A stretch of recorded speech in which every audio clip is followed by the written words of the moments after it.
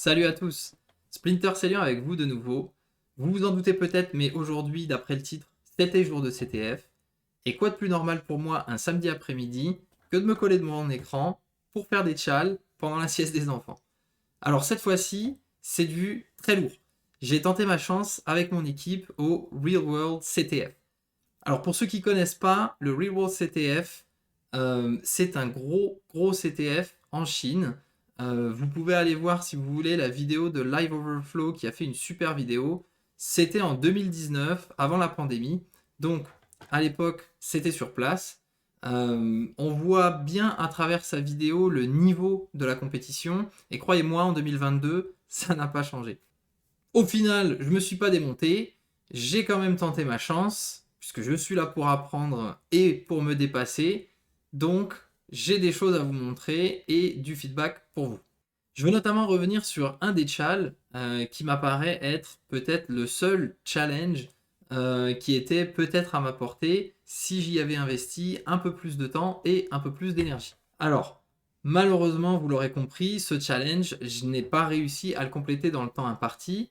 Par contre, comme les organisateurs avaient laissé ouvert les chals ensuite à la fin du CTF, un peu plus tard, le dimanche, j'ai repassé du temps dessus et finalement j'ai réussi à trouver une solution qui fonctionne. Avant de faire la vidéo, j'ai quand même jeté un petit coup d'œil sur les write-ups dans Discord et clairement, il y avait des solutions beaucoup plus simples que la mienne.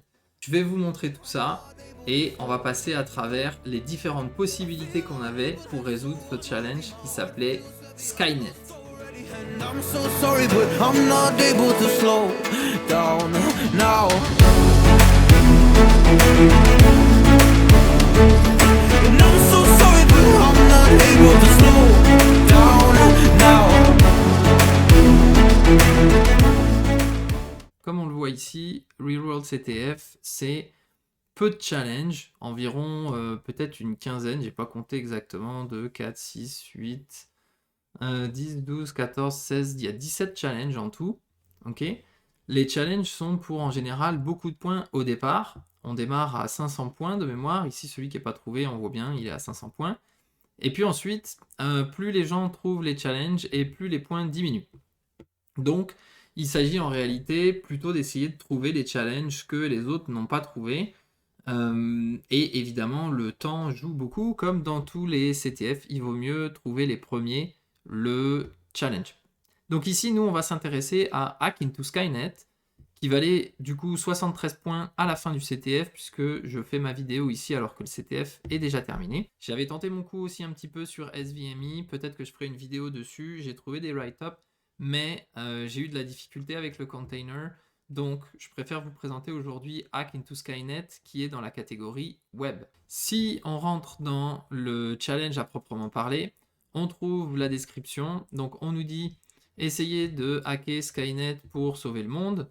Quelle voie préférez-vous? Donc déjà ici on s'imagine qu'il y a peut-être plusieurs façons de résoudre le challenge.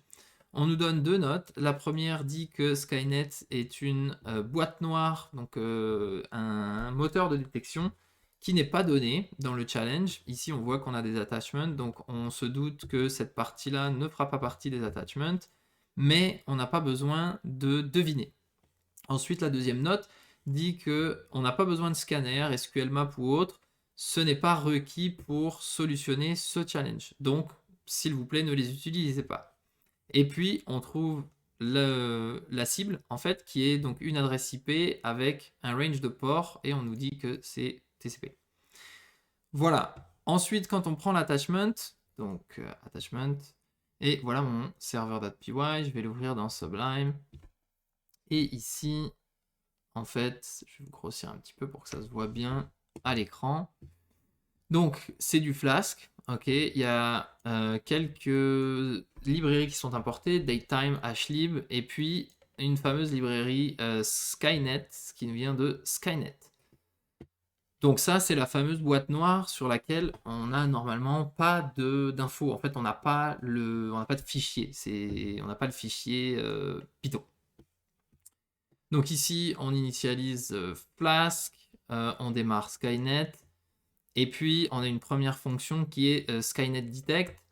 On envoie comme paramètre tout un tas d'éléments sous la forme en fait d'une requête dans laquelle on va avoir la méthode, le path, le host, content type, user agent, refer, cookie et body. Ensuite, l'application, enfin la librairie Skynet fait quelque chose avec la fonction classify et sort un résultat. Et on comprend bien que ce résultat, c'est grosso modo quelque chose qui va déterminer si ce qu'on a envoyé est classifié comme une attaque ou non. Donc un système de détection. Ensuite, c'est donc du Flask, donc on va retrouver en fonction des URL qui seront mis dans notre navigateur un certain nombre de comportements. Donc ici, on va retourner du statique avec le chemin qui est demandé. Ici, si on demande la route, donc avec juste rien, méthode get et post, on a d'abord Skynet qui est activé, donc on va demander de détecter notre fameuse fonction en haut. Et si jamais il détecte quelque chose, à ce moment-là, on va retourner 403. S'il ne détecte rien, on passe au suivant qui est là, dans ce cas-là, un query login state, qui est une fonction qui se retrouve en dessous, ici. Cette fonction-là, en fait, va récupérer un cookie, session ID. Donc on se doute qu'ici, c'est une URL qu'on pourra aller visiter seulement si on a réussi à se loguer au préalable. À moins que la session soit très facile, mettons, à deviner, mais on nous a dit qu'on ne devait pas deviner. Donc a priori, ce ne sera pas le cas. Ensuite, il y a un autre traitement qui se fait si jamais on a ce fameux session ID. On verra un petit peu plus tard, puisqu'on va en avoir besoin. Nous, ce qui va nous intéresser, c'est plutôt a priori cette route-là, qui est login. On imagine qu'on tombera dessus par défaut en allant dans l'application. Et dans ce cas-là, on fait le même Skynet detect, toujours notre fonction en haut, et on va aussi nous renvoyer un 403 si jamais on a détecté une attaque. Si on est sur un get, à ce moment-là, on va nous renvoyer en réalité la page de login, tout simplement. Si on est sur un post, à ce moment-là, on va regarder une fonction qui s'appelle query login attempt.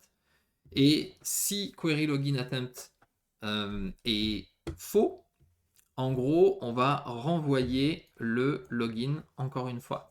S'il est vrai, on démarre une session. Donc on veut se retrouver, nous, dans ce cas-là. Alors, que regarde query login attempt? Query login attempt, elle va prendre un username, un mot de passe. Les deux, elle les récupère dans un formulaire, donc probablement celui de login, avec les noms de champ username et password. Si le champ username et le champ password ne sont pas définis, on retourne faux. S'ils le sont, à ce moment-là, on fait une requête SQL où on demande l'ID et le compte depuis la table Target Credentials où le password est égal au paramètre qui a été envoyé, mais formaté en faisant un MD5, donc une fonction de hash et un hexdigest. Ensuite, le résultat de cette requête est mis dans la variable user.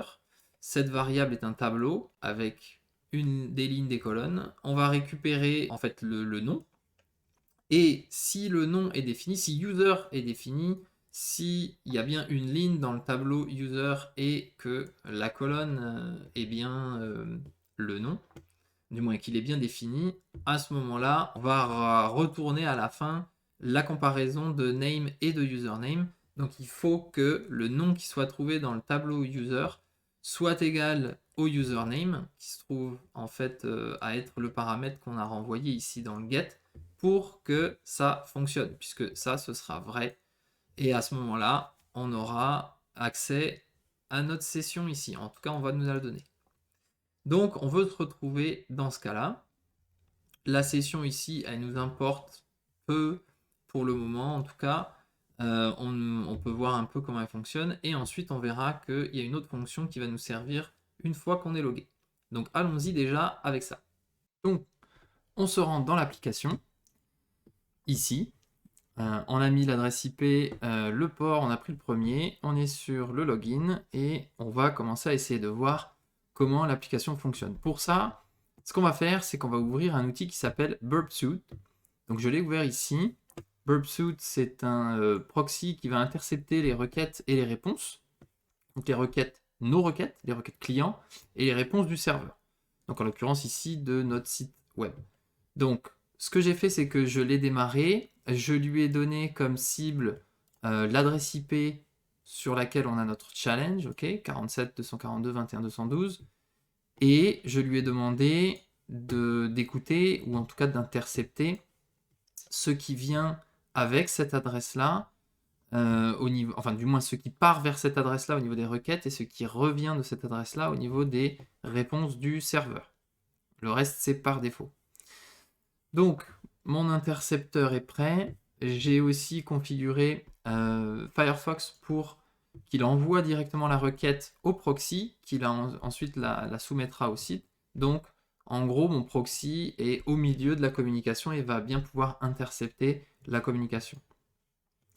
Parfait. Sur ce, je mets un username, n'importe quoi, je mets A, password B, et je veux voir un peu à quoi ressemble ma requête et quelle va être la réponse. Quand j'appuie sur login, l'intercepteur intercepte la requête et je peux voir comment elle est constituée. Donc, il s'agit d'une requête POST vers la ressource login du site. On voit ici que le host, c'est bien le site avec le port. Ici, il y a quelques éléments de plus comme user agent, accept language, content type, etc. Et ce que je vois surtout, c'est que j'ai en fait deux paramètres qui sont username et password. Je m'y attendais et on retrouve les valeurs que j'ai fournies. Okay, donc ici, si j'envoie ça, donc je le fais suivre à l'application. L'application, un petit peu comme on s'y attendait, revient sur la page de login et ça correspond en réalité à ce qu'on avait vu ici.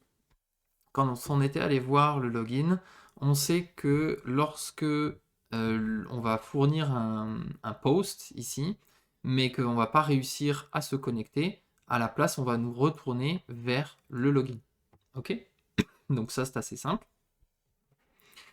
Du coup, on doit trouver un moyen de réussir à s'introduire, soit en utilisant en réalité une injection SQL. Ça serait le premier réflexe ici. On sait qu'on a du SQL dans la fonction qu'on avait vue qui était query login attempt. Donc on peut revenir ici, on voit qu'on a un select ID account from target credentials where password equal, et là on formate le mot de passe qui est donné ici.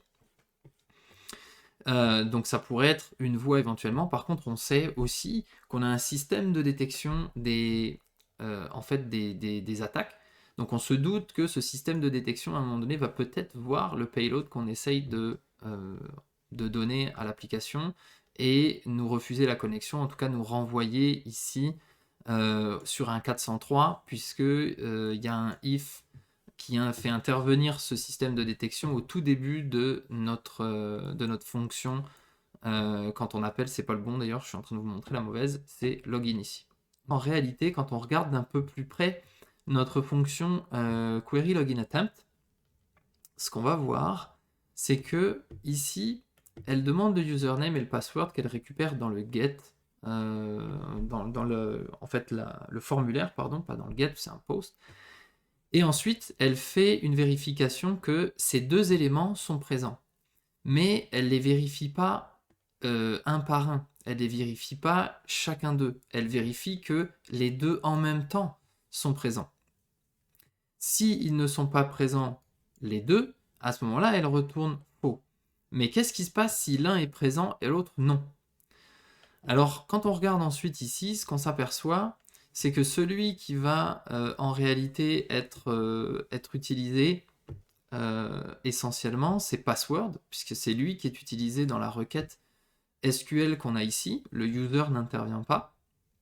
Et même la variable user qu'on a ici, elle intervient simplement à la suite de la requête SQL. Elle va prendre en réalité le résultat de la requête SQL. Donc, faisons un scénario, imaginons qu'ici on fournisse à cette fonction un username vide et un password égal à quelque chose de n'importe quoi. D'accord ? Donc cette fonction ici, du moins cette condition, ne sera pas remplie puisqu'on a bien fourni un password. D'accord? Donc on va se rendre ici dans le SQL et on va avoir un select ID account from target credentials where password égale quelque chose qui n'est probablement pas dans la base de données, sauf si vous avez vraiment de la chance et que vous tombez sur un mot de passe qui est dans la base de données. Admettons que non. À ce moment-là, le résultat de cette requête ici sera vide, puisqu'il n'y a pas de user qui corresponde à ça. Donc votre user ici sera égal à vide. Très bien. Ici, name prendra la valeur de user01, qui chez nous n'est pas définie puisque user est vide. Si user est bien présent, existe, si user0 existe et si user01 existe, ce qui n'est pas le cas. Mais il est écrit sinon, s'il n'existe pas, ça prendra la valeur vide.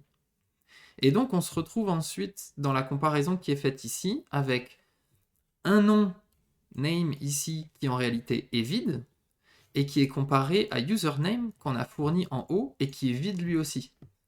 Donc les deux sont égaux, ça va retourner comme booléen true et on va retourner finalement à notre fonction login ici avec query login attempt qui est true, donc on ne va pas tomber là-dedans et à la place on va nous créer une session qu'on va pouvoir réutiliser ensuite.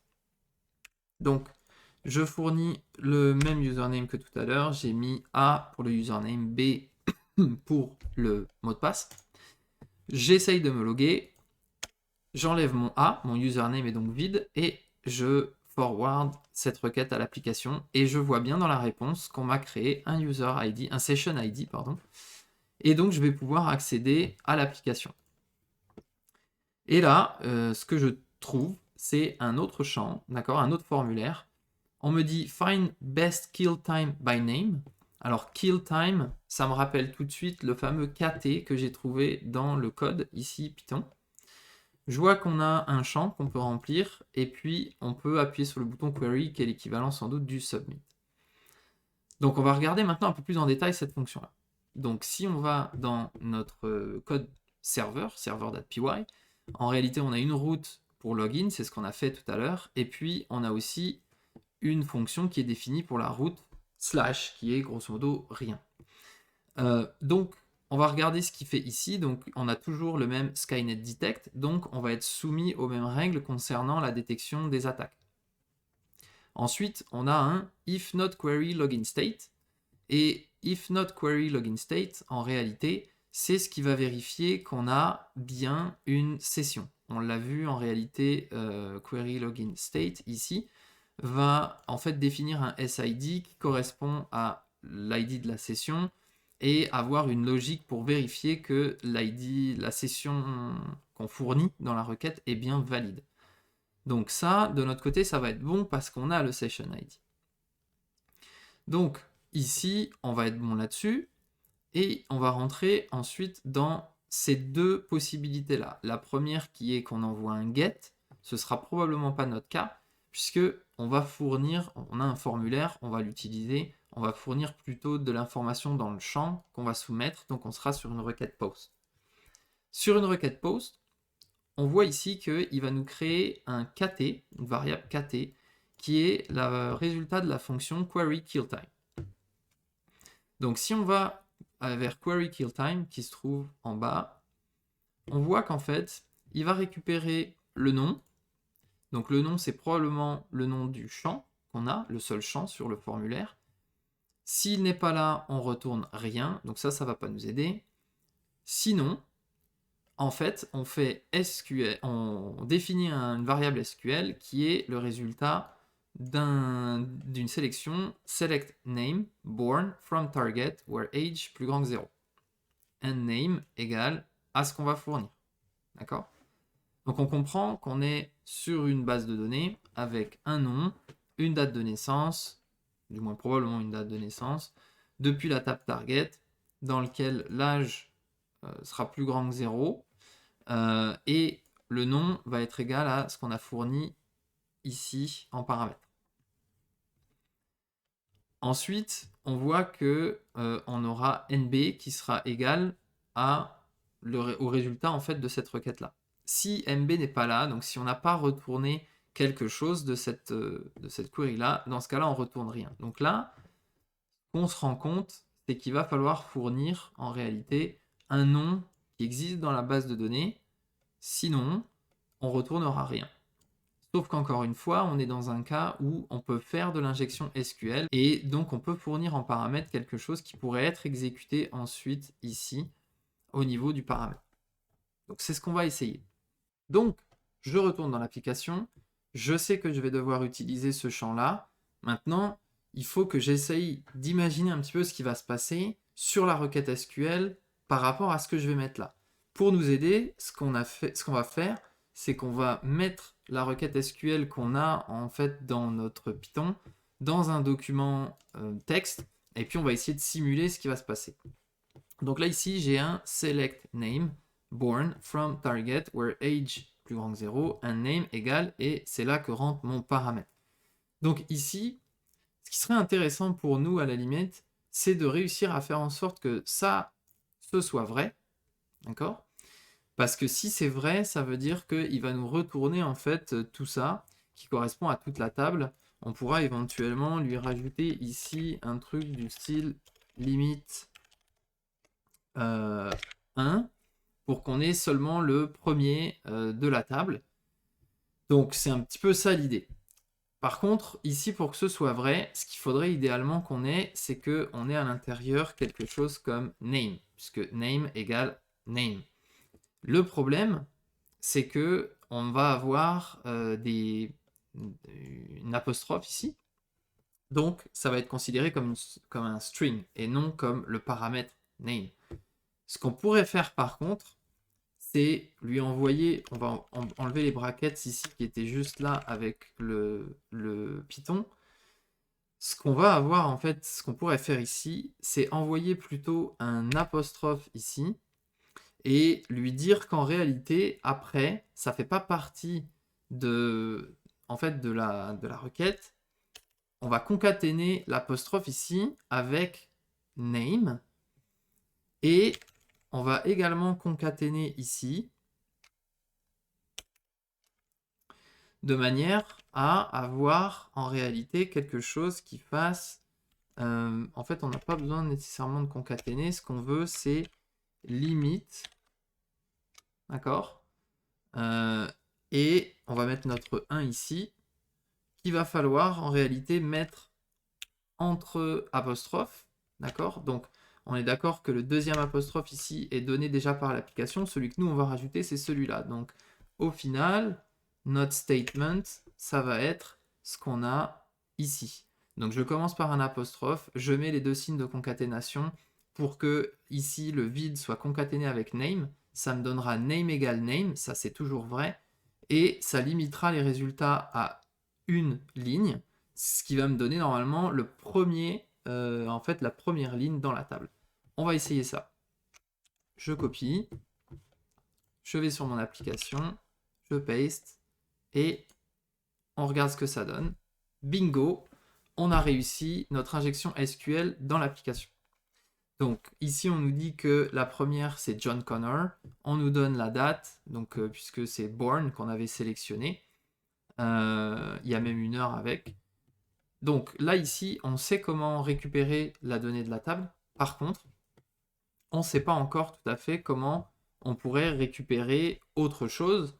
On peut naviguer dans la table tout simplement en essayant de jouer un peu avec la limite. Imaginons par exemple que vous vouliez la deuxième ligne. Vous pourriez dire par exemple limité à 2. Par contre, offset à 1 par exemple. Donc on aurait... ici, on n'a pas besoin vraiment de ça, mais on pourrait faire un offset. Il nous faut encore mettre le fameux apostrophe, et ça va être offset 1, et on aura l'autre apostrophe. Donc si on prend cette fois-ci ceci, on devrait avoir le deuxième résultat dans la table. Donc si je change et que je mets ça, j'obtiens finalement le deuxième résultat qui n'est plus John Connor, qui est Sarah Connor. Ok, parfait. Donc, là maintenant, idéalement, ce qu'on aimerait trouver, c'est quelque chose qui nous décrive en réalité, l'architecture de la table ou de la base de données, s'il y avait plusieurs tables, on sait au moins qu'il y en a deux. Il y a Target et il y a Target Credentials. Probablement que ce qu'on cherche se trouve dans Target Credentials, mais il faudrait éventuellement s'en assurer avant. Pour ça, on va utiliser en fait des tables d'architecture qui sont par défaut avec les systèmes SQL. Alors, ce qu'il faut savoir, c'est que dans la plupart des systèmes de gestion de bases de données, c'est une norme standard d'avoir en réalité une base de données qui définit l'architecture de la base de données, donc les tables, les colonnes, etc. Cette base de données, elle s'appelle en général, dans la plupart des systèmes de gestion de bases de données type MySQL, SQL Server, etc., Information Schema. Et on va retrouver dedans des informations sur les tables. Donc on va avoir information schema.tables, on va avoir information schema.columns, where table name égale, et on va lui donner le nom de la table qu'on aura eu avant, par exemple. D'accord ? Donc ce type de structure va nous permettre ici de faire ce qu'on appelle de l'énumération, c'est-à-dire qu'on va créer une requête qui va s'afficher en fait sur notre application, puisqu'il nous affiche une partie. On va devoir y aller une à la fois, qu'une ligne à la fois de la requête SQL, mais on va réussir comme ça à gratter les informations sur la base de données et à trouver en fait le nom des tables, ensuite trouver le nom des colonnes, et puis idéalement ensuite, une fois qu'on a le nom des tables, le nom des colonnes, on peut créer une requête SQL pour aller chercher exactement ce qu'on veut dans la table qui nous intéresse, en espérant qu'on ne se soit pas trompé et que c'est bien dans Target Credentials. Donc, pour commencer, ce qu'on fait, c'est qu'on va copier notre ligne en haut. On va se garder le premier ici comme référence, on va dire. On copie notre statement ici. On sait qu'on va avoir à modifier ce truc-là. Je l'enlève. Et donc, du coup, ce que je veux faire, c'est d'abord réussir à faire un autre select pour pouvoir avoir les informations de ma fameuse base de données Information Schema et éventuellement même de la table Tables. Donc, enfin oui c'est ça, de la table Tables. Donc, ce que je veux faire, c'est d'abord couper le statement SQL. Donc, je vais lui mettre un apostrophe, ça va fermer ici le string. Et derrière, pour couper, je lui mets un point virgule. Ensuite, je peux lui dire select. Et là, il faut connaître un petit peu ce qu'on a dans Information Schema, mais ça se retrouve très facilement sur Internet.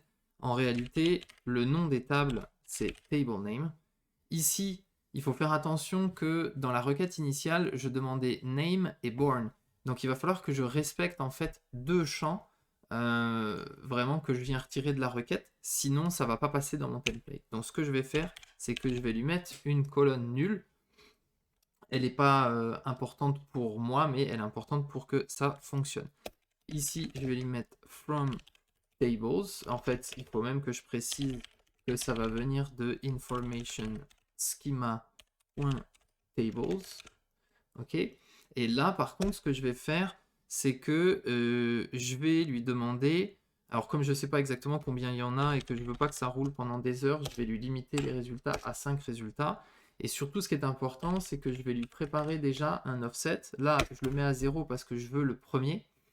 Mais en réalité, ce qui m'intéresse, c'est qu'on puisse le changer ensuite au fur et à mesure. Parce que ce qu'on va faire ici, c'est qu'on va faire de l'énumération. On va sortir le premier résultat parce qu'il nous sort qu'une ligne à la fois. Et on ira ensuite à la ligne d'après en changeant le offset de 1. Puis ensuite, on changera encore, etc. jusqu'à avoir en fait le nom de toutes les tables qui composent en fait la base de données. Donc ici, ce qu'il faut faire attention, c'est que j'ai encore un apostrophe derrière, il ne faut pas l'oublier. Donc avant mon 0, je vais mettre un apostrophe pour que mon statement SQL reste vrai, même une fois que l'apostrophe est derrière. Donc finalement, le truc que j'ai à la fin, c'est quelque chose qui ressemble à ça. Donc, hop, je le mets là, c'est ça ici. Donc, je prends tout ça et je vais le tester dans l'application.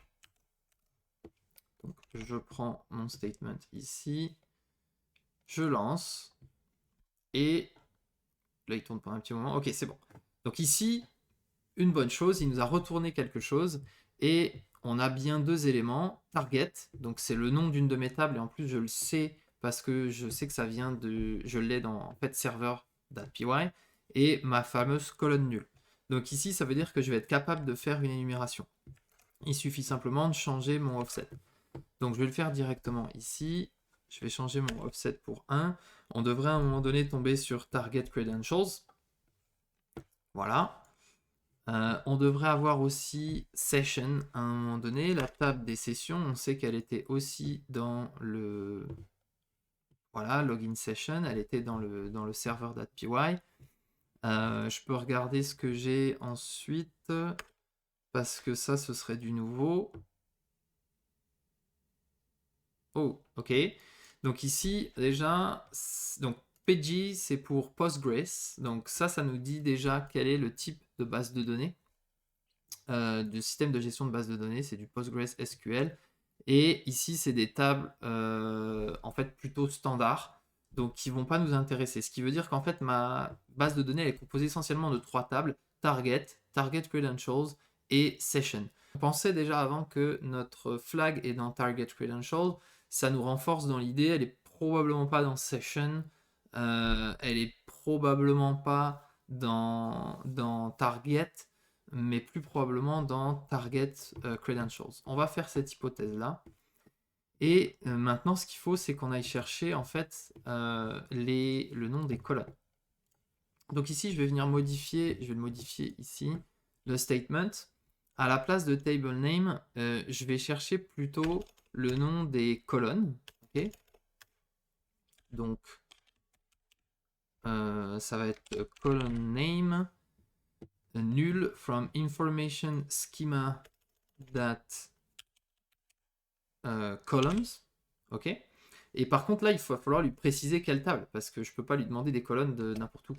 Donc, je vais lui préciser where table name égale, et je vais lui mettre du coup, par exemple, target credentials. Ok.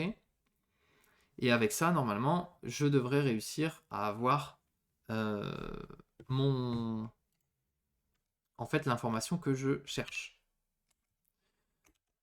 Je garde mon limite 5, offset 0, et on va voir ce que ça donne.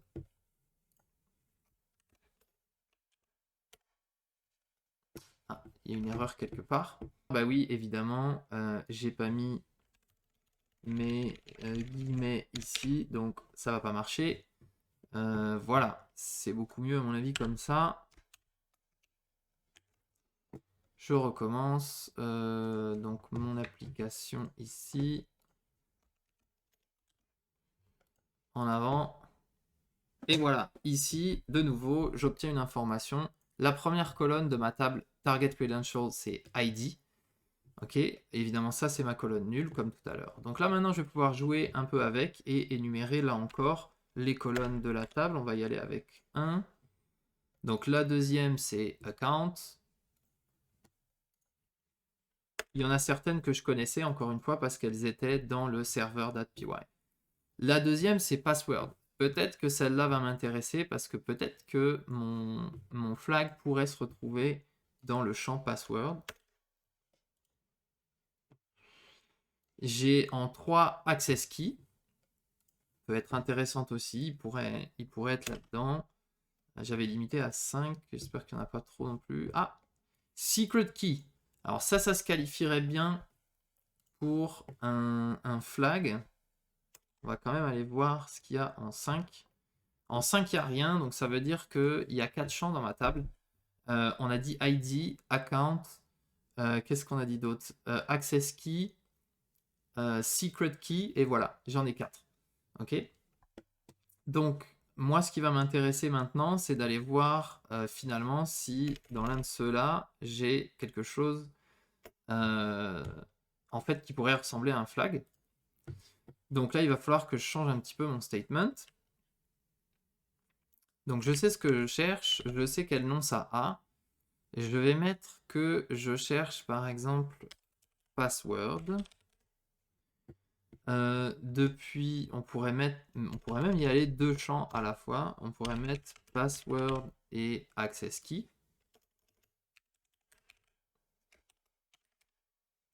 Oups. From Ici, je sais que ma table, ça va être target credentials. Je veux pas de where, c'est pas grave, on va y aller avec des offsets. Voilà, et on peut normalement commencer à énumérer les informations de cette table avec ce statement-là. Essayons. Voilà, donc ici, je vois que j'ai kill before. Je retrouve bien le password qui est un password haché, évidemment. On le savait puisque on sait que server.py va hacher le password. Et derrière, qu'est-ce que j'ai été prendre? J'ai été prendre access key. Donc ici, Skynet. OK. Alors, on peut énumérer les users un par un et voir s'il ne se cacherait pas en fait un flag dedans. Mais ce qu'on peut faire aussi, c'est voir s'il y a quelque chose de plus intéressant dans les autres, en fait, les autres champs. Donc, on avait password access key, on avait aussi account. ID, c'est probablement pas ça. On pourrait avoir account et, par exemple, secret key. On avait aussi tout à l'heure. On va essayer avec ça. Donc ici, je mets mon statement. Et voilà, ici, on a en réalité, c'était secret key. Donc ça, c'est mon account. Et secret key ici, RWCTF. Et le flag. Donc c'était exactement ça la réponse. Et à partir de là, on a fini le challenge. Voilà, c'était un des challenges du Reworld CTF 2022 et pas forcément le plus difficile. Chapeau aux organisateurs pour présenter un CTF qui chaque année rivalise de complexité au niveau des challenges, vraiment. J'espère que ça vous a plu. N'hésitez pas à me laisser vos commentaires ou un like. Si vous souhaitez plus de contenu comme celui-ci, je vous propose de vous abonner. Et puis rendez-vous à la prochaine vidéo. C'était Splinter Celian. Ciao.